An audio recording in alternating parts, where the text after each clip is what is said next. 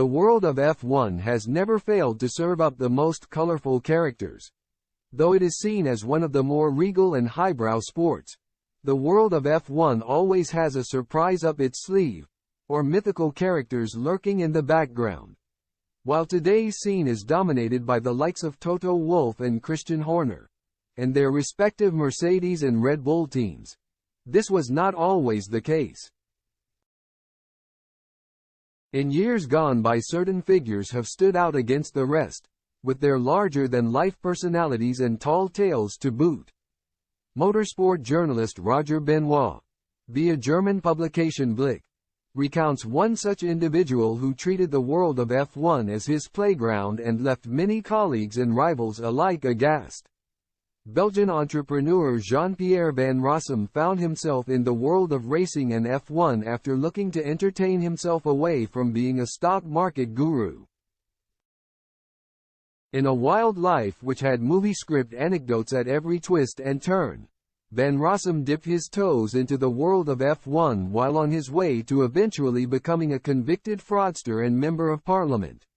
In 1989 he first sponsored and then became the majority owner of the Moneytron Onyx team, which at the time placed 10th of the 21 competing teams in the sport. Writing in Blick, Benoit recounts the elusive figure of F1. There was once a guy named Jean-Pierre Van Rossum who was in charge at Onyx. It felt like it came from the underworld. He had one foot in the Belgian parliament and the other in prison. He always came roaring up in his Ferrari and the scantily clad women got out at the back. But that didn't bother anyone at the time. Anyone who could bring a shoebox to the start was allowed to start. There was a similar person whose name I can't remember now. If the English journalists criticized him too much, he would simply have them packed into a car and throw them out of the car somewhere in the middle of nowhere. The biggest success Van Rossum achieved with his team was third place at the 1989 Portuguese Grand Prix with driver Stefan Johansson.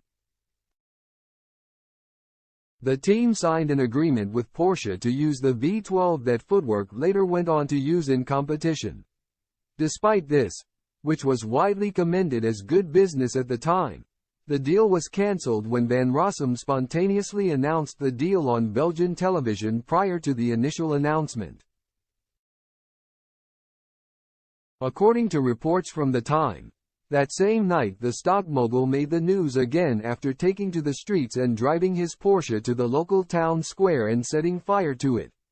The 1st of May now be a much more serious sport than it was during the days of yesteryear. But it's hard to argue that characters of the colorful nature of Van Rossum are not missed.